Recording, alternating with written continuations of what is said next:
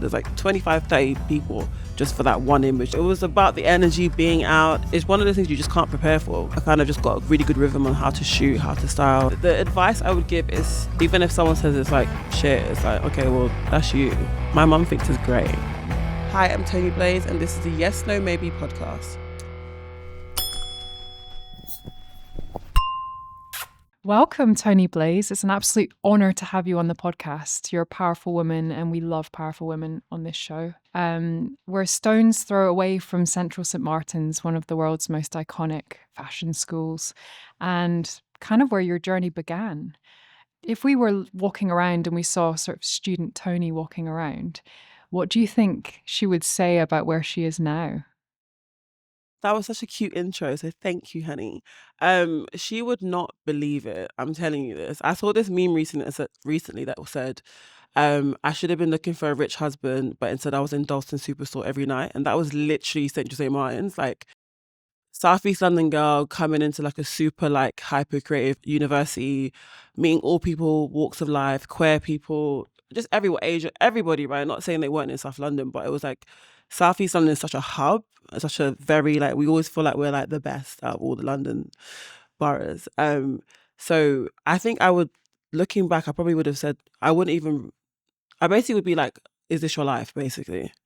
Because I would be crying in the crits, like no one did any work. Like I was in the fashion communication course, so like it would be like we have like a deadline on Friday, no one did any work. We were just always like heaven on a Monday. Then it was like going out to the pub, and then it'd be like, oh wait, what have you done? And because our stuff was like photography, styling, editorial stuff, we'd be like, okay, you'll find like your hottest friend and be like, find one of the design students, like, let's do a shoot, let's do it. And they'd be like, this is shit. Like we were crying every week because we did no work. But I still graduated, I got 2-1. I was going to say, how did you guys get through it? No, but you know what? It's one of those like things where it's like, you don't have to go to uni to study like fashion, but like the community that you get from that. And like even in my course, it was like the year below me was like Campbell Addy, Ib Kamara, Miss Carrie Stacks, designers like Mimi Wade, Matty Bovin. Like it was all like a hub of like creative students that you see now that are working in industry. So that is what you kind of get access to, because it's all self-directed study. Like it'll be like one lesson of Photoshop and it'll be like, go off, go and be a Photoshop queen. And it's like, girl, no one, you have to have the energy to want, you know what I mean? They kind of just left you to be like, oh, do you enjoy photography? Do you enjoy styling?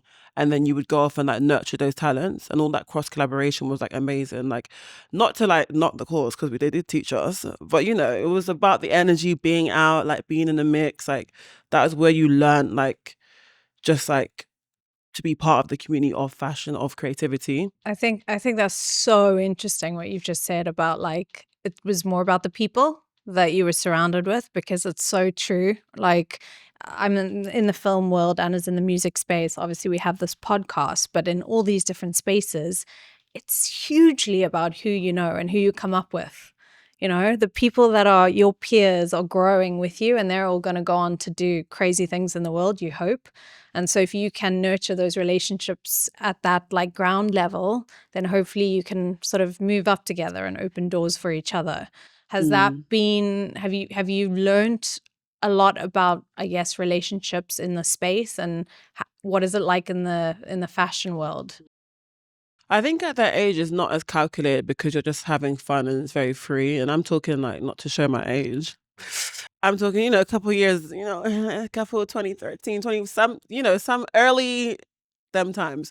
So like, it wasn't like, there was no like, no one was really on like Instagram. Like it was like brewing, but it wasn't like, people were like, oh, like too cool. Like no one was doing any of that. So there wasn't this like calculated want to connect with people. I think as I got older, I was like, okay, this is really like a real low-key calculated thing. Like you can have friends, but then you can also be very calculated in the friends that you do choose to be around. But you only get that, not wisdom, but you get that discernment, or that kind of like, you know what I mean? This kind of like A bit more strategic? with age. 'Cause Yeah. then you realize that like people are truly playing this game, and like of course you want to be like, not that I'm like calculated, like I love all my friends, like we are truly friends, but as you get older you realize like, you know, moving in certain ways or certain friendships does benefit you within the industry. But when you're at that grassroots, like St. Martin's, like we're like 90, we didn't even, Yeah, you're so young. You like, who's the fun one? Like, who's the impressionable. funny one? Like, do you know what I mean? Like, it's Yeah. not like, oh yeah, when you become like a big star. Yeah.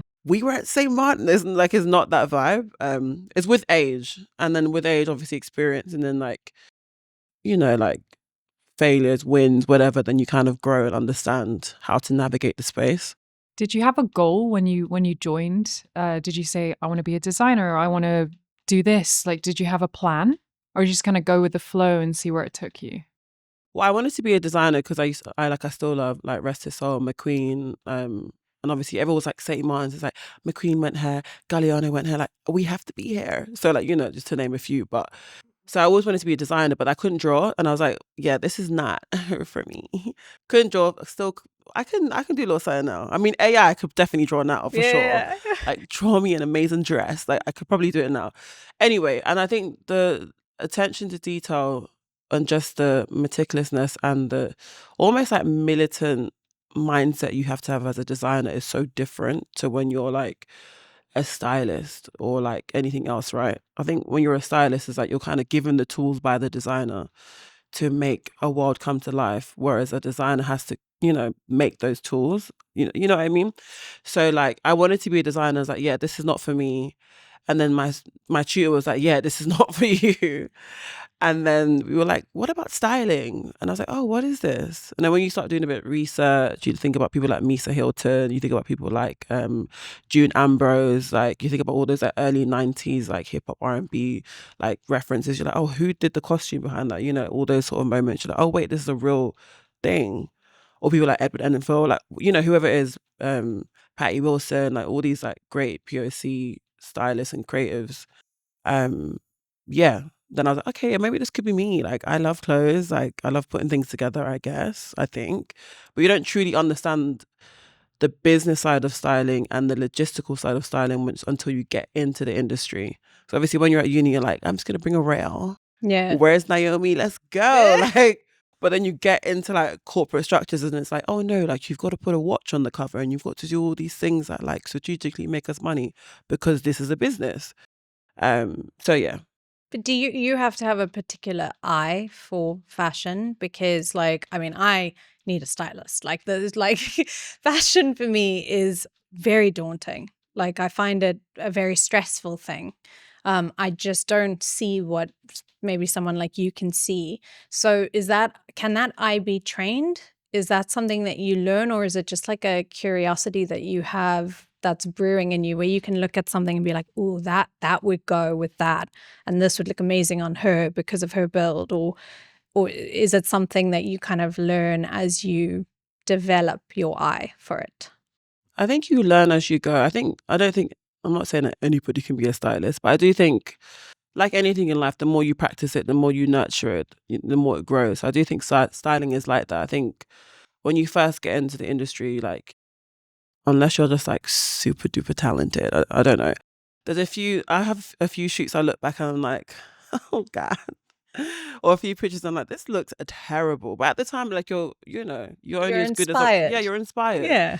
But I think it's definitely an industry or definitely a profession that you just grow as you keep on at it. And then like, if you're a lover of clothes, like I loved clothes. Like I love like the craftsmanship of clothes, like the history of like clothes or silhouettes or shapes. So that's what you're drawn to. And then like maybe the juxtaposition of like, styling different designers together or styling different silhouettes. Like that's what draws you. Like what does that story for like? Or if you have like a talent or an artist that you're styling that like you haven't seen them in a certain light before, like maybe they're super like clean and demure and very like 90s Calvin, and you're like, oh no, let's like mess this up. Like that's the exciting part when you can draw an energy out of someone that like you haven't seen. Different characters And like this That's world, cool. because that's like, for me, that's what I feel like fashion is a world that's like, is very like, not superficial, but it's not real, is it, to an extent, in terms of like when you create these images, there's like camera, there's like 25, 30 people just for that one image to make that image look great. So you have to play into that whimsiness of it that is not real, like, so I think that draws us as stylists because it's like you can create so many different stories.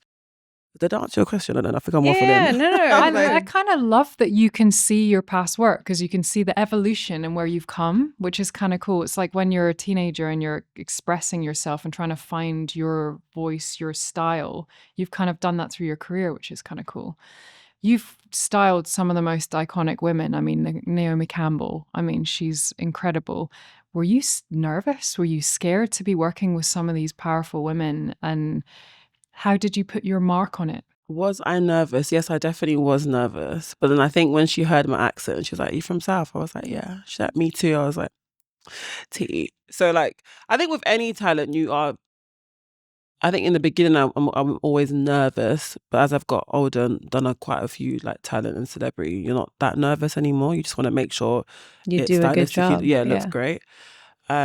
In terms of like putting my spin, I love like more is more for me. Like I'm not a very like girl next door. Like I'm not here for that. Like I want like drama. I want like wind machine. I want like feathers. I want like just just the whimsiness of it all. So like my spin has always been to have like fun with it. But not to say I can't do the more like stripped back stuff, but like I've just always like, like if you shoot like someone like a Naomi, like the amount of like designers and clothes you have access to is like, why wouldn't you just go crazy and pull like as much as you can kind of thing.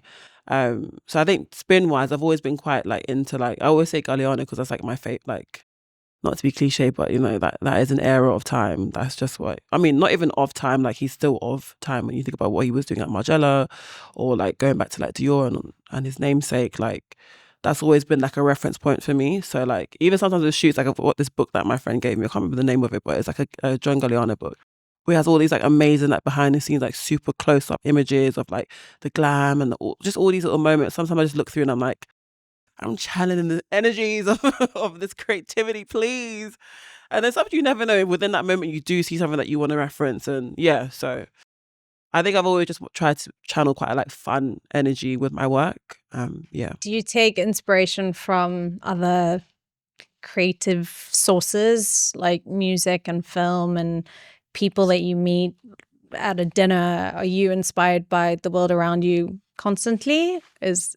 Yeah, definitely. I think like as I've got older, I've gone to Nigeria quite a lot. So like what's happening in the scene in Lagos in terms of like African craftsmanship, in terms of creativity, what they're doing with Lagos Fashion Week, the designers there are just like so amazing. So I always get a lot of like inspiration from like that side of the pond, but also just like I love art. Like I went to the Kerry James Marshall exhibition like not too long ago. I think it's finished now, but he's one of my favorite artists because I just love the way he just like, I guess there's like, when you look at like an image, number one, the scale is crazy. I always think about like how long it takes like an artist to like, there's like, they're paying for like what, 6-7 years on one piece, whereas obviously styling's not like that in terms of like it's quite instant.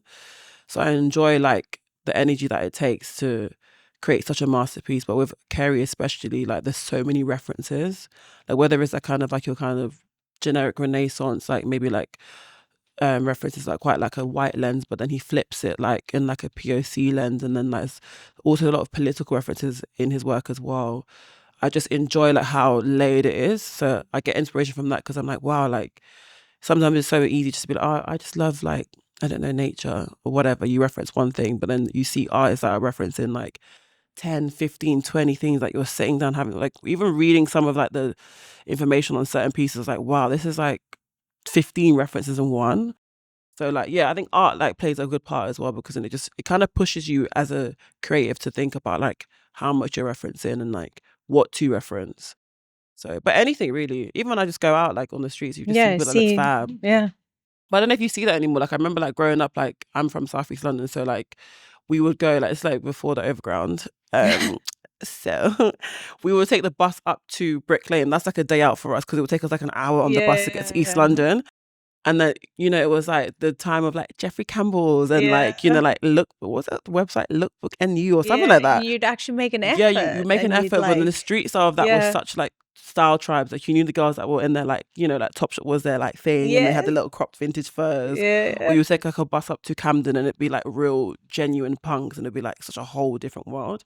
I don't know if like the young people have those style tribes that they see in person to reference. 'Cause I think obviously trends is very now like online. Yeah, that's the And thing. like athleisure Like, Yeah, baby. it's Everybody's on a like, green juice, girl, and a yeah, matcha. No one's it's in the like, let's clubs. just Like, be in no our one's drinking trainers and alcohol. yeah. The alcohol business is going down, girl. Well, not really, but you know what I mean. I They're mean, losing some maybe. dollars because everyone's trying to be wellness, which is great. Like, I think definitely, but I think part of life is like experiencing and living. I'm not saying you should like get drunk every day, No, but but the colorfulness. yeah, the the colorful. like, Yeah, yeah, exactly. it's So like I the don't know, brightness of because like being out and like seeing what people dress like when they like go out to a party, like even that in itself is like a reference point. Like, Do you think people are taking less risks because everything's documented now? yeah, Because when I was going out, not to reference my age, but like there was no phones. You could go mental. I'm very glad none of that's documented. But like you could take risks, whereas now like everything's documented. So you Yeah. gotta look Instagram worthy all the time. Do you think that that reflects? 100%. I always think about like, you know, those videos of like people videoing like old people being like, oh, you're so sweet. Like this person could be completely fine, like not lonely at all. And now they've just been turned into some meme that's just because they Actually, happen to that's go to so like true. prep by themselves for a quick coffee. That's It's like, so girl, don't you true. ever. If I get to my 70s and some young person is filming me, I'm like, I'm completely fine.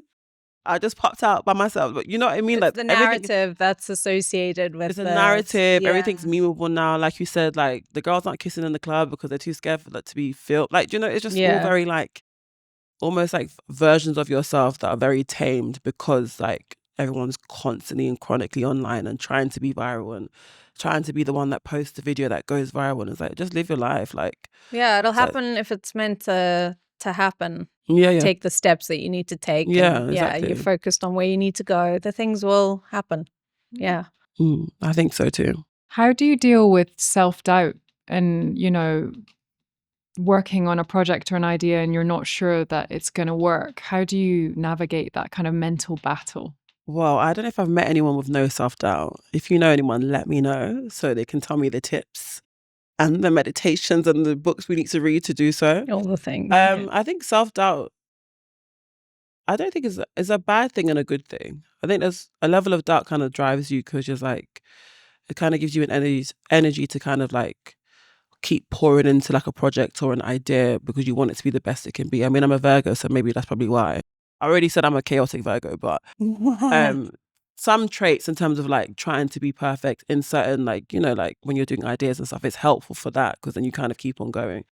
But I don't know, I don't think I've tackled self-doubt yet in terms of like how to navigate that because you kind of always have like, even now I still have self-doubt, like even though I've achieved a lot of things and I have to someone else that it looks great, but every day I'm like, okay, what's next? Yeah, because there's always There's another always another mountain level. to climb. Yeah. There's always somewhere else you need to go. So And I think if you're just naturally ambitious, that's always going to happen. But I don't know, it's tackling self-doubt. I think it's just like not seeking external validation. Like when it's out in the world, it's out in the world, whatever the idea is. And because we like creativity is very subjective, so it's like, even if someone says it's like shit, it's like, okay, well, that's you. My mum thinks it's great. Yeah. That's all that matters. Yeah. That's all that matters. Or whoever it is, someone else in the world thinks it's great. Or, Yeah, you know, that's what matters. Yeah, someone else will get something from it, as long as someone does. Hopefully, Yeah, someone and then you do as well, because it's like if you put it out in the world and you look at it and be like, okay, this probably wasn't that great, then you learn from that, like what was not great about it, like what did you feel wasn't great. If you don't put it out in the world, how would you truly know if like what's your measure of like how like what you're doing if you personally haven't put something out in the world? You know, if you're putting it out just for you, then it's like fine, because then it's like you learn from that. I think it gets like detrimental when it's like you're actually seeking the validation and being like, oh, this group of people think it was really bad. And so, yeah. And it kind of ties into what we were saying before the cameras were rolling. I mean, success is also subjective. And what you were saying coming back from Paris, you know, you can't compare yourself to other people's success because No, for sure. we're all on our own journey. I know, but I feel like we always say that we're all on our own path. I think we're human, so we're always going to compare ourselves. Like I was saying before when we was having the talk, like, I mean, in my previous role, when I was editor-in-chief of Wonderland, I mean, I've been going to Fashion Week for like 9 years now, or so, 8 or 9, I think, like London, Milan, Paris, sometimes New York. And like even then, like people like see like, oh, you know, the walking videos, the outfit of the days, and like this show was amazing, and all you see all of that on social, but I don't think people see the quiet moments of like you get back to like your actual bed and it's like, okay, what was my routine again? Like, was I going hot Pilates on a Sunday? Was I not? Like, just even like getting back into that routine and then talking about even self-doubt, like there's such hierarchies within our industry in terms of like, I guess how broken it is, because it's like, you think you're doing amazing and it's like, oh, but what show did you go to? What row are you in? Did you not get that show? Did you go to that part? Like there's all these like other new markers that shouldn't truly mean anything, but then they still do. Like, and I think people will be lying if they think that it doesn't. And like, I think people do make jokes being like, oh, like what row? That's so like fashion. But it is like truly, if you've poured, it's like, I always say like fashion is like a heterosexual marriage that the husband is like constantly cheating on you, but like you're still staying, because it's one of those things is like you give your all to. I actually haven't been in a marriage yet, but hopefully that won't happen to me. But it's one of those things where you put your all into it, but then there's always like something that's like not violating you, but it's like, oh, but it's never always like Seamless. seamless or Yeah. completely linear of growth and success. It's always like like life is one big roller coaster. Because you put 10, 12 years into something and then it's like, okay, this means, everyone says you put your 10, 12 years and then it's like, the only way is up. And it's like, oh, wait, no, like I haven't done this yet and I haven't done this. And then like someone just reminded me that I'm not actually at the level of this person or this, you know what I mean? Like there's so many nuances that it's like, it's like a roller coaster. It just keeps on going and going and going. So yeah, it's an interesting one. Because people don't talk about that. Everyone's like, yeah, fashion week is so fab. And it's like, but for people that are very highly ambitious, like certain markers of entry within the industry is like, reminds you, oh no, I need to level up even more, even though you've already leveled up. Word of the year. Word of the year. It's tea though, girl. Yeah. The girls don't talk about it. Like the girls. But it's important to talk about. Yeah, I think so. so. Because like we're sitting across from you, and in our eyes, the research we've done and what we've seen, you're incredibly successful to us. And it's really important to talk about, because even the people that are at their top are struggling in some way and are going home and being like, I have to improve here, or that didn't happen, or how do I get through this door? And people don't talk about it. So we're all living in this world of like this person succeeding and what we see on social media, when in actual fact, if we all just spoke about it, we would realize we're far more alike than we realize, and that everyone is striving to achieve and get ahead and make their mark in this world in some way, whether it's on the level that you did at Wonderland and what you're doing now with your freelance work, or whether it's being a stay-at-home mom and trying to make your mark on your kid's life. Like, I just think it's really important to talk about like those moments.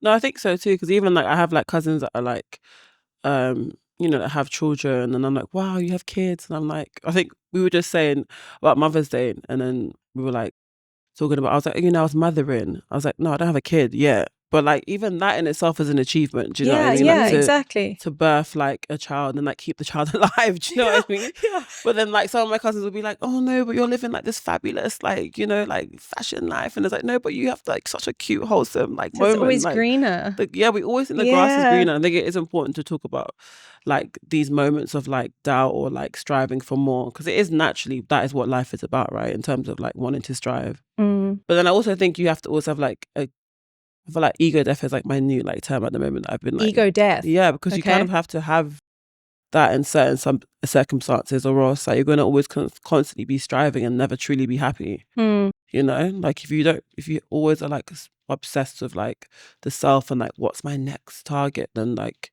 you're never truly gonna live, right?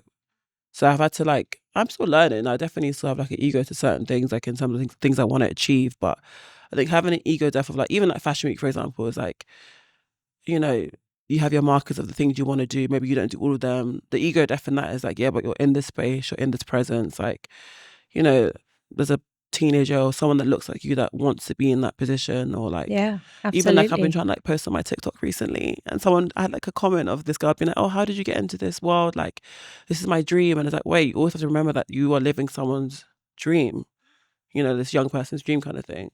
So I think once you have that ego death and understand that like that presence of where you are right now, like as much as it might not be the version of yourself that you truly want yet, it's still a version to someone else that's like looking at it being like, wow, you're absolutely like still cool, So So yeah, I think ego death in that sense, not in like a kind of like malarkey, like ego death, like, you know, But counted. Yeah, it's more is so. is that just what, reminding yourself? Is that how you do that? You just catch yourself when you go there, or are you? I know we didn't want to get too deep, but is it like, are you finding ways to meditate or quiet the mind, or is it just as simple as, oh no, don't think about that. Like, be present, be grateful. I'm here. Mm. How do you how do you do the ego death? How do you make that happen? Girl, I'm not the I'm not Teach the us, I'm not the please. oracle. I'm not the oracle girl, please. No, you know, I'm still, to be fair, like I'm so bad. Like I'll be like, I'm gonna start meditating. And I try and do it for like, I don't know, like what is the entry level? Let's say a minute. Yeah. And I'm already like on my phone, like it is very hard. So I wouldn't say I So hard. meditate, but I think I just try and catch myself. My mum's very good at like, she's like my biggest cheerleader. She'll like message me a random like, you know, like Bible verse, or like just be like, keep going, sweetie, kind of thing, right? But she's always just said, just live in the present, and I think that's all we can do. So I think in that moment, maybe I don't meditate, but I always think if I hear myself, like my little voice being like, oh, then I just be like, no, like stop it. But it doesn't happen all the time. Like there's some days like it will happen, and some days I'm like, you know what, I'm about to listen to the little voice. Yeah.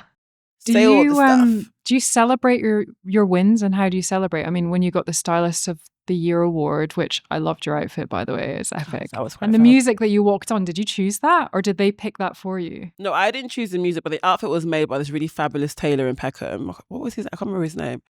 I think my mum bought the fabric for me because my mum was into like, she loves fashion. She kind of like semi-designed it, Loki. I'll give her that credit. But yeah, no, I didn't choose the music. I didn't. Okay, I like the music choice. But how did you celebrate that win, or did you just go, I need to go on to the next? Yeah, I think I just was like, I think at the night, like on the night, I was like, oh, this is so fab. And then like the next day, I was like, okay. Okay.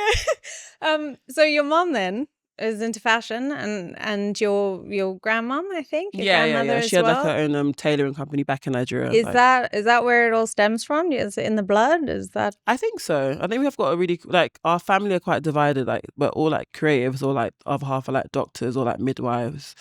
So it's very like the creative rebels, and then it's Yeah. like, you know, they're all like traditional African. Like, I'm a doctor, I'm a lawyer, I'm a surgeon. You know, that sort of vibe.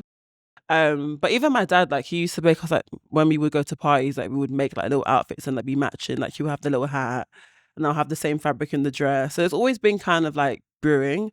But then like with my mum is also like, she just always loved fashion. And then, but she is like actual a social worker, like as her profession. But she's like one of the most like, I always say like, if she was like my age now, like she would be like doing everything that I should be doing, like the get ready with me's, everything, like all of she's so like flamboyant like that. So I think I get a lot of that energy from her.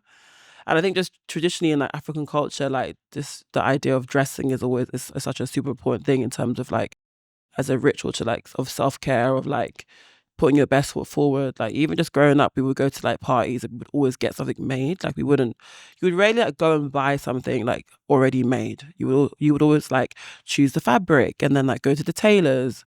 And I can only, I'm from South, so I can only say like Peckham was obviously, it's still like quite a big tailoring hub for like making clothes and stuff. So we'll go Peckham, and then it'll be like calling the tailor like 15 times to make sure he makes it on time, or like saying like the wedding's on a Saturday when really it's on Tuesday. So like, so he actually makes it. Yeah. Yeah. But All I of love that energy. Yeah. All because of then that. it fits you. You know, it's the clothes Yeah. are made for you, and you can have it forever, and it's got a story. And rather than going to a shop and just buying something. Yeah, exactly. And I think it's even like more sustainable to an extent as well, because it's actually made for you and something that you can actually genuinely rewear. Tell us about being an editor-in-chief and how you just grew in that company at Wonderland, and what that's like to be a boss lady so quickly and so young, and to lead in that way. What was that experience like? I mean, it was pretty crazy because when I first joined the magazine at the time, I was on my placement year at St. Martin's. So I kind of just joined as an intern, like, you know, like I wanted to be on set, like I love fashion, you know, the usual, like, oh my God, just that sort of energy. And I didn't join like, oh yeah, like in the next 5 years, I'm gonna, you know, like people, Yeah. I'm not that I don't have a 5-year plan, but I'm not very like rigid in those, because I think life is so like, can change so quickly. And I just was like, got there, was interning, assisting, and then really enjoyed it. But I was like, I'm gonna go to New York after I will only do this for like 3 months or so. Ended up staying my whole placement year. Then I was like, oh, guess I'm a London girl. But I just really enjoyed like the pace of it, the like even like the chaos of it. Like it was, it wasn't back like a massive like corporation, so it was like very like not grassroots, but everyone's like hands on. So then as I started assisting, I was assisting for quite a long time, like 2-3 years, and then like I got my first position as junior fashion editor. All my stories were terrible. They were always getting dropped. Like it was so funny. I'm like, and the crazy thing was, we would do an issue as when I was junior fashion editor, and like I'd be like, oh my god, yes, I've got this like 4-page like watch special. I can't wait. Like like small styling stuff, and then because it wouldn't be that good, and then no one would tell me it was dropped, and then I would like yeah, let's get the magazine. I'm Oh like, no. oh, my photos didn't make it, but it was character building. Yeah. No shade to anyone that did that. It was just character Yeah. building. But anyways, but then I started like finding the rhythm after a while, just because I'd been there for so long. I had a really great boss, and like, so then when my title started changing from junior to fashion editor or fashion director, I kind of just got a really good rhythm on how to shoot, how to style, and like I think because I was there for so long, the DNA of the magazine, like I kind of understood it quite well. So when I got to editor in chief, I guess it's an interesting role because I was a stylist first, and then I started getting more into like the interviewing, the writing, and then being more like a front-facing person. But then you're doing everything. You're doing like ideation for partnership projects that the magazine books. You're also doing like sometimes you're a bit of a producer. Doing so many different roles. So I'm actually grateful because I learned so much on the job. But it's one of the things you just can't prepare for because Just have to wing it. anything can happen. Every day is different. Like literally Yeah. every day is different and anything can happen. Like crazy things can happen. Is that exciting? Did you quite like that not knowing what was going to happen energy? Yeah and no. Now when I look back, I'm like, damn, I had an unregulated nervous system for like 10 years, girl. Because like, when they say like, do you check your emails even on a Sunday or something? Like those little markers of like, what does regulation and unregulation means? I'm like, wait, I used to do this all the time. Like I used to be, you're just kind of always on. So No yeah. boundaries in a way. Yeah, exactly. But I think our industry is quite hard for boundaries. Oh, Because you're it's always so on in hard. general. Yeah, and if you're yeah. working across time zones, it's kind of the nature of the job kind of thing. But it was exciting at the time. But when I look back, I'm like, even when I went freelance, I was like, ooh, this feels so different. Like I've got loads of time. Like, and I'm not really. So how is it different being freelance, and how do you navigate that you are in charge of everything, and you're your own boss and Self-motivation. yeah. Do you know what? I think at the time when I was editor in chief, I also was doing like freelance talent anyway. So I was doing a lot of like talent stuff. So I was working with like, I worked with so many people like Dave, Georgia Smith, Koji Radical, like loads of different people within the industry. So I was always kind of balancing like talent styling with being an editor in chief. So I kind of was always on. Then now fully going freelance, I was like, wow, you really need to be like your biggest motivator. Because if you don't get out of bed, like then yeah, there's money's not gonna be made, babe. Like you need to be like gingering yourself 24/7. So it's definitely been like a big adjustment, but I don't regret it in terms of like I think time is priceless. You can't buy back time. So to be able to choose what you do with that time and direct it through things you want to do, and also just having equity in that and like building like what that means for you. I Yeah, think that's like ownership. super important, and ownership. Yeah. Yeah. So I think obviously when you work in corporate structures, you are building someone else's vision and someone else's dream. Like, yeah, you get like portfolio images and like the name of or adjacent or, like the proximity to said publication or corporation. But when you're doing that full time, you're not building like what equity looks like for you. Do you know what I mean? So I think I enjoy the idea that now I can also, I always would love editorial and like want to shoot for different magazines, and like it's just something so fab about it. But being able to also have time to even build like what ownership looks like to me is quite interesting. But in terms of like the self belief, like even now when I'm saying this, like I feel like I'm just reminding myself as we say it, because you have to constantly keep like reminding yourself. But have a good community as well, like people that understand like what your industry is like in terms of being freelance, in terms of like self-doubt and all these things. I think is like super, super important. Like having one person to talk to about it, I think is super important. You are working with your best friend, I think you mentioned. Yeah, one of my really good friends. Yeah. How do you find that going in it together? And is that a different relationship? Were you friends in business before, or is this just something you've both worked in the industry that you decided to join forces? Yeah, so exclusive. No, we're joining. Oh. I'm joking. No, so we had done a lot of like creative stuff before, like Yeah. editorially. So one of my really good friends, Lisa Marie, she's got like a music background. Worked at like loads of different labels for years, and then we just was like, wait, we're quite fab together. Like we enjoy each other's company. You don't annoy me. Like let's join forces. So we're launching our own like creative agencies. It's like the usual creative hybrid. Like the girls always say it like that.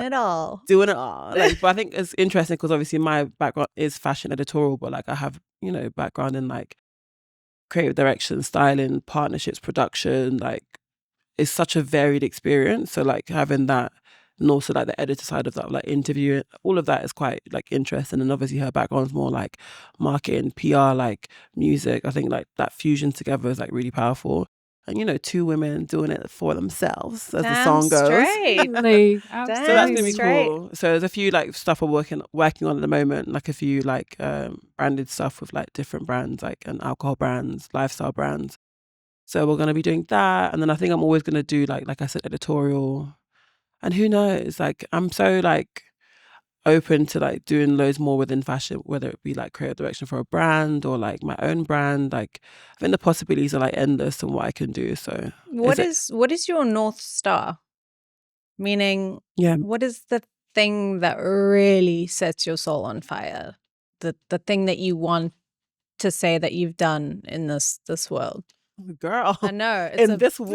I thought you meant like today or something. I'm like, your North Star for today. No, had this iced give us the latte. tea. God, I don't know if I know what that is yet. I think I'm still Okay. discovering that. That's but I fair. think thinking about my experience and journey, I think image making is so powerful because it like influences people more than they know. And I think fashion is one of those industries where people think they're not influenced by it in terms of like, if they're not like super into like shopping, like they feel so far removed, but they don't understand how like even just a passing by of like looking at a magazine or seeing a cover or whatever, or having an opinion on that, you're still influenced to an extent.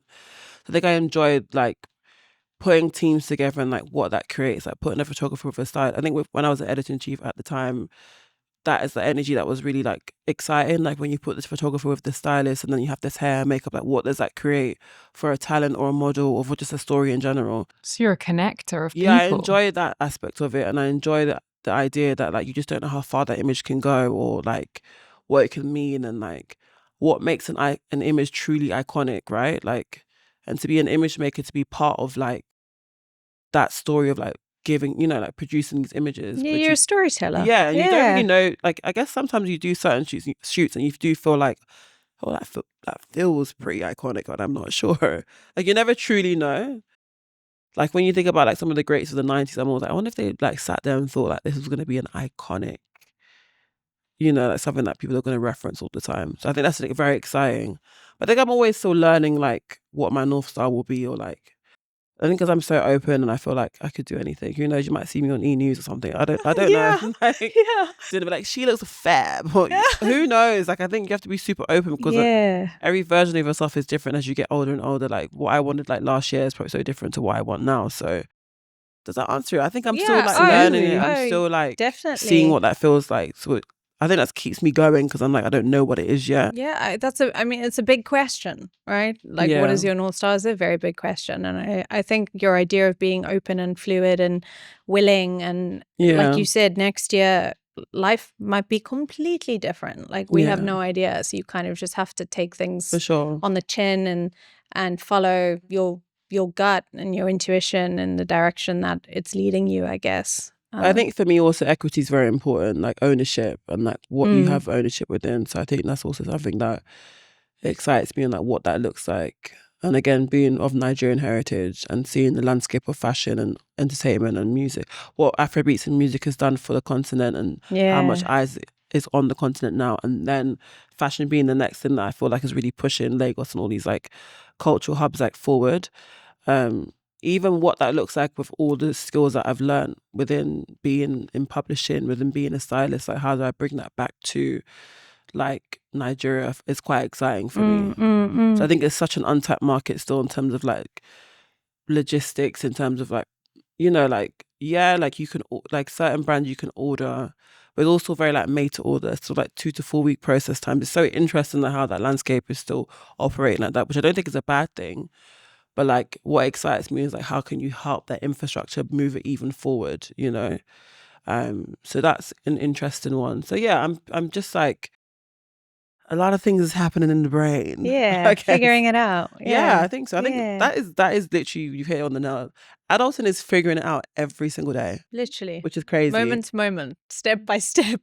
Even when I talk to like, you know, my older aunties or whatever, like they even sound like they're still figuring it out. Like I think I it's don't know like, if you ever really No. fully figure it out. I think we're always still learning and trying to understand what we're meant to be doing and how we can make some sort of impact on just even our friends around us, not even, Yeah. you know, something bigger than that. So yeah, I think adulting is figuring it out. Literally. What's your thoughts on London and fashion? And do you think it's changed a lot? And how would you like to kind of reinvent or revive? There was a time like 6-7 years ago, maybe I could be timelines wrong, where like a lot of like major brands were coming to show in London, and it felt very like busy, and like, you know, international editors were flying in like left, right, and center. And I do think we went through a quiet period, and then now the last fashion week that I went to in what are we in February? March. Or March. Yeah. Sorry, Flying by. I'm also this year. cut that Yeah. out. I meant February. It was really amazing. I felt like a really, really like the energy of like, you know, everyone always says, you know, like we're the hub of creativity and, you know, and it's like young designers, but like half these designers have no money, so they can't truly show. But I do think this season felt really impactful in terms of like, I saw so many really fab, like what Fashionistas are doing, like so many new young designers. I was like, okay, like there's an energy brewing again. Like it felt really buzzy, it felt really busy. Like I think London's now still feels like a creative hub, and like, yeah, I don't know if in terms of like reinventing, I guess it's interesting because it's like, I still feel like young designers need help in terms of like monetary, in terms of like being able to show. It's quite expensive, like to even have those eyes on you. But when you look at like even like a Tolu Coco or like brands like that are doing super well in terms of showing, and like, I think there's an energy happening where it feels like revived. It feels like it's feeding like, not the ho days, because there's hayer days, like, you know, but you know what I mean. I do feel like there's a new energy brewing at the moment. How do young designers find that financial support? You know, unless you've got a family that can help you, how do they kind of navigate through that space? I think it's super hard. I think unless you have like sponsorship deals, I don't know how people really find like budgets to actually show, or like if you're like applying for, you know, one of the awards and like you get awarded like a sum of money to show. I think it's like super hard. I think when you think, I mean, you talk about McQueen, you talk about like Isabella Blow, like those were like backers who were like, you know, funding or helping fund like those early collections. I don't even know. I guess you might have that to an extent, but like I don't think.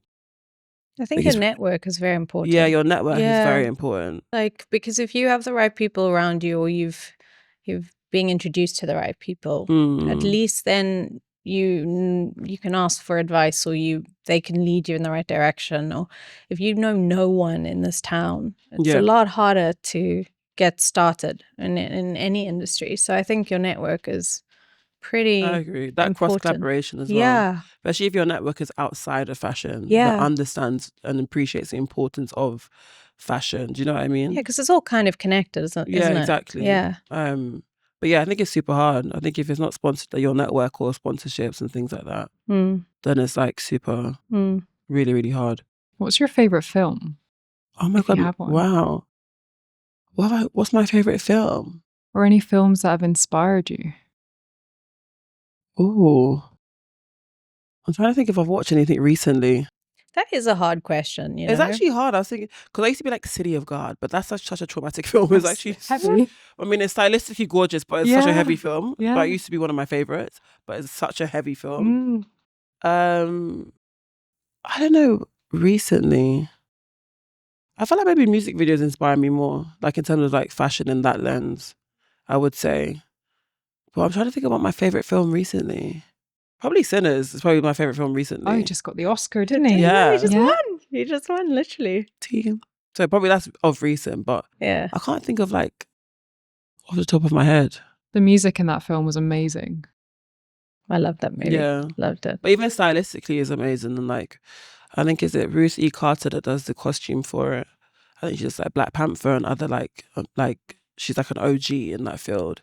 Even when you listen to her talk about like dressing the twins, like is it Smoke and Stack, like a certain color to try palette, and certain give them stories. the right energy. Yeah, like and even the energy of that as a stylist, when I watch like even the conversation between that is quite inspiring. So yeah, probably that actually. Yeah, it's a was good quite cool. choice. Yeah. What advice would you give someone who's trying to break out into your space? Like we've just said, like how do you do it? Do you have any advice? Down. No, the advice I would give is I think slow and steady wins a race, which sounds so cliche and so like your grandma said that. But I think like because we live in such a fast like industry, fast just energy of social media, everyone feels like they have to like achieve things within like the day they've started it kind of thing. But I think I remember even like we were assisting for 2-3 years. Whereas now I think people go in and be like, oh yeah, I'm just gonna do it for like a month and then just start, which I think is amazing if you can. But I think don't be afraid to like put in the time, even if it feels like it's like not that you don't have the return of investment, but just more so it feels like a long time. I think just snap that whole like it needs to happen now. And by the time in 3 months, if I haven't shot this, if I haven't styled this, like I think definitely just like have a tunnel vision to it and understand that like it might take a bit longer, but that doesn't mean that it's necessarily a failure. Yeah, I would say. yeah, that's good advice. I think so because people want things overnight, girl. Like it's not. It's like There's it no takes such 10 thing. years to be an No. overnight success. But there's they no say. such thing as an overnight success. Yeah, It just there it really doesn't isn't. exist. Doesn't. And I'm like, what? I think I'm like 12 years in, and I'm like, right, I'm ready for the next like challenge, ready for the next like milestone and stuff. You know, so like if you're ambitious, you're gonna constantly always strive for success anyway. So that's why take it slow, girl, because you got years to like, you know, like hit those markers and like feel successful. You got time. Yeah, That's great literally. advice because everyone's panicking. They think it's got to be quick. So Yeah, it's nice I to feel hear. sorry for young people because it's like, to be fair, not that I feel sorry for, it's more so I understand the pressure that they go through, because it's like you go on socials and it's like, I bought my mum a house and I'm only 21 and like and now she's retired and it's like, wait, what the hell? I told you at 21 I was in heaven, girl. I was on a Monday night. Like I was not retiring anybody. So I think there is a pressure because like a lot of milestones are being hit at younger ages. So I do think it's easier for younger people to feel like, oh, I'm not doing enough. Like you're gonna have little cousins that are like doing like amazing things and they're like, oh no, but I haven't got this and I need to. So everybody needs to. The world is on fire, child. Calm down. Like slow down. Yeah, everyone needs to just calm down. Like things is happening in the world. It's completely fine. Yeah. You are good. So yeah. We've got a couple of yes, no, maybe quick fire questions. So you can answer with a yes, a no, or a maybe. Or you can elaborate. It's up to you. I love elaboration, honey. Okay. All right. Do you think fashion magazines will exist in physical form in 10 years? I can't just say yes, no to that. I have to elaborate. I hope so. I think so. I think people are like returning back to things that feel like they matter, or like, you know, things that they can collect. So I'm going to say yes because I feel hopeful. But I'm sure you can ask someone else and they'll be like, no, it's all going to be AI. Like, yeah. But I want to say yes. I think we still hold on to things very dearly and things we can like touch and feel. Like, so I really hope. I'm going to say yes. I hope so. Or they might be worth like a lot of money. And like, I hope you've got all of your magazines. Keep all your things, because in like 30 years' time, people are going to be spending for those. Like artifacts. Yeah, like, yeah. Literally. Yeah. Socks with sandals, can it ever be a yes? I'm going to say yes. Because I've definitely been in a hotel lobby with some socks and sandals, honey. Because you know why? Why not? Well, it depends though, because if it's like a flip-flop where like your toes are divided with the sock, like that's only acceptable if you're wearing a tabby and no one can see that. Whereas if you've got like a slider, you know what I mean, with a sock, so the toes are free, a little bit different. Then yeah, because it's like, be comfortable. I used to have toe socks that go over every toe. Oh. Oh. I was young and they had cows on them. Disclaimer. And they were like this I high. was young. Yeah. But it was like last week. Yeah. Actually, yesterday. It was me this Do morning. you know how hard they are to get on? Because you have Maybe you've got odd toes. I have very odd toes. My toes are proper knickknacks. I mean, I think toes are odd in general. I mean, they are. But they are needed. Yeah. We thank God for toes. Thank God for toes. Do you know a star the moment they walk into a room? I think you do. I think it's like the way they relate to people. I feel like I think someone that's very quick at being able to relate to someone in terms of like making them laugh or like being very charismatic. I think that's like a star quality to have. So I think it's very easy to go into a room and just completely shut off or completely feel very anxious because you might not know the people or you may know the people or whatever. But I think someone that can really work a room, but in like a very like they when I mean work like glide, you know, like they're not trying too hard, and you feel an energy to that. I think, yeah. I felt that when you walked in the room. Oh, girl, I wanted you to So, say that. I was hoping. you know. I didn't pay her As soon to as I say met that, you, but I was like, yeah. I was praying she said that because I was like, oh, okay. That's why I answered it like that. I was like, if she says it like that, then Absolutely. Would you ever style a digital-only AI cover star? I actually have already. And this was like, do you know Little Michaela? No. Okay, you need to have a look check at it Little out. Michaela. I think it's like, I'm talking maybe like 6-7 years ago. But I don't know. Years ago. Yeah, so basically it was this like, what brand was it? I can't remember the brand, but all I know is that they brought like a model to set, and the model would be like posing for Little Michaela. We sent the images over and then like rendered her onto the model, but they wouldn't tell you like how. Obviously, they wouldn't tell you how they did it. But it's not like AI, like how AI is like you can fully like make a version of me that's like talking and like her. I think. Well, is she static still? I feel like Little Michaela's still static. Like she's not like she's not fully blabbing girl. fledged. She's not fully living her best human life. Oh dang! But you know how like AI is very like you could fully make it like you could probably AI me like this right now. Yeah. Well, now it's like crazy now. they look just human. But yeah, Little Michaela, I think she's still like posting stuff. I haven't seen what she's done in a while, but like she's like an AI like kind of situation. Have you seen the AI like social media influencers on Instagram? I think that's too much though. They look so Can't real. tell them apart. It's too much. Crazy. It's like what is the world? And then I coming see to? people selling courses on how to make your own AI twin. And then their thing is like, oh, like if you can't be bothered to like, I don't know, get ready or whatever. You know, like the girlies that are doing like the kind of beauty content or like all that sort of stuff. Like they're selling these courses to make yourself an AI twin so the twin can do it for you. The only issue with that is then Weird. your likeness. You've agreed for whatever platforms to use your likeness for like Girl. all of eternity. I think my likeness has gone a long time ago. I think all of our likeness, I think Actually, that's true. somewhere, We've sold our probably souls like somewhere. accepting Amazon Prime or some shit. Yeah, like yeah, my literally. likeness went Yeah, ages ago, girl. It's in the It's done. bottom, T's and C's. As long of, as like- I have my physical body and my soul and like and I Yeah. feel and your health. think and I laugh Yeah. exactly in health, then I still have my likeness. Yeah. Everything else I can't control.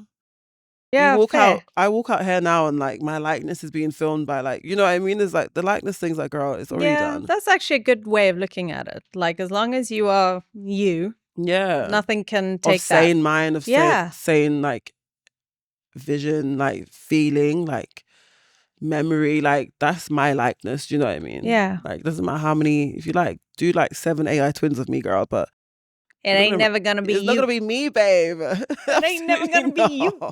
Because no one reads the small print. Sorry, you know, so like No, they make sure you read don't. the small print of this. No Like, one you know, does. like IG has an update and it's probably like, we're gonna sell your whole page. And it's like, I read it, yeah. Like, come on, we're all guilty of that for Yeah, sure. 100%. Yeah, definitely. Is being cool something you can teach? I'm gonna say being cool is whatever you feel is cool. Like I'm so over like, oh, is this cool? This is not cool. Like it's all subjective. Mm. How can you teach someone how to be cool? Like do you know what I mean? Like what are the markers of cool? Do you know what I mean? Yeah. Like it's such a subjective thing. Yeah. So I'm gonna say, yeah, you're just cool. If you're living, Thank you're you. cool. Thank you. Well, I wasn't directing to you. I'm joking. I'm joking. No, you are cool, girl. But it's true. I think it's so like, it's super like fashion. Like, oh, is this person cool? Like, Yeah. like we're not like brain surgeons. Like a brain surgeon is kind of cool, babe. Like, because I'm definitely gonna Life-saving. need that. If if things go left, hopefully it doesn't. Touch wood, Do you know yeah, what I touch mean? wood. Touch on this wood. I don't even know, but we can pretend. We can pretend. Would you change anything about your 20s?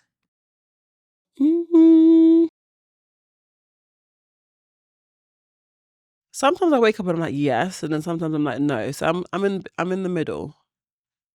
Because I feel like I was like no, actually, because like I had a great time. Like I was out, I was like carefree, I was enjoying like interning, assisting, like probably overworked a bit too much, I think. Maybe when I got like became editor-in-chief, I think I did definitely carry it as like, probably overworking, I would say. Finding like a better work-life balance, I would say. But I don't regret that. I think that's like the whole like boundaries, work-life balance is quite like a post-millennial thing that millennials didn't really understand what that even meant. Like we were like 3 a.m. like sending out clothing requests. Like it wasn't it wasn't like, oh my God, hard labor. It was like, we gotta get it done. But now when I look back, I'm like, maybe a boundary would have been so fab. Because then it's like, boundaries are great, Yeah. So but it's all you always learn things after the fact, right? So that's why I Yeah. can't say I regret it, because in the moment of it, I enjoyed it. I loved it. Like, it was fab. But it's also probably going to set you up for this freelance life and your business and everything now, We hope so. I hope so. Like, or else, do you know what I mean? No, I definitely regret it. Last one. If you won £100 million tomorrow, would you still show up to the office on Monday? No, sorry. I have two things. No, because like I need a break, girl. Like, no. Get me on going the on island holiday. right now. Yeah. On a yacht, babe, immediately. Just for like a little bit. Yeah. But I definitely know that would get boring, because obviously doing nothing is boring. And like, I watch all these like documentaries about like enriching your life in terms of like living longer. They always say like people, as you get older, the more you do, the more you learn. That is what adds to your longevity. Like sometimes it's just food is like whatever, right? Not that it's whatever, but in terms of like living longer, because I want to live till I'm like 150 or something. So I'm always like, how do I live longer? Salmon sperm. Polynucleotides and stuff, and all this chambers Snail of like ice serum. and stuff. Literally, snail. No, what's the next thing? Like cells, literally. But so yeah, but I still won't go to work now. But I would definitely go and enjoy it a little bit. I'll be so demure. No one would even know though. I could have even won 100 million right now, and I'm just sitting on this couch, babe. True. But I still turned up for the podcast. You did. No, you can't like flaunt the wealth, babe. I'll just be so demure. Like I'll just like, yeah, like I'm on holiday. We'll be on this like private island that like no one else can get into, because you need like a minimum of like 10 mil spend or something crazy to be. That's when you know. That's when you know. That's when you know. I only post it on close friends though. No, I'm joking. But then I probably would go back to work after. But yeah, who would turn up to work? Like, no, girl. Yeah. I need to enjoy and chill. Yeah, it's important to take breaks. It's important to give yourself that rest time. And especially with 100 mil. If you've won 100 mil, well, yeah, your life different is, level of rest, babe. Yeah. Do you know what I mean? Yeah, absolutely. This has been so amazing. It's been really fun. Sitting down and chatting and getting to know you. Thank you for gracing us with your wonderful presence and being so open. And it was really so excited to see you take over the world. Absolutely. Me too, actually. I'll keep you posted. Absolutely. Please do, and we'll get you back on here. I know, let's when you back. get your 100 million, you come back. If you probably don't have time for us on the island, you can fly us to your island and we can chat to you. All expenses paid. Okay. Oh, you heard it here first, folks. On the jet. Yeah, great. Pick the girlies up. Absolutely. No, it's been really lovely. Thank you guys. Anytime. Thank you.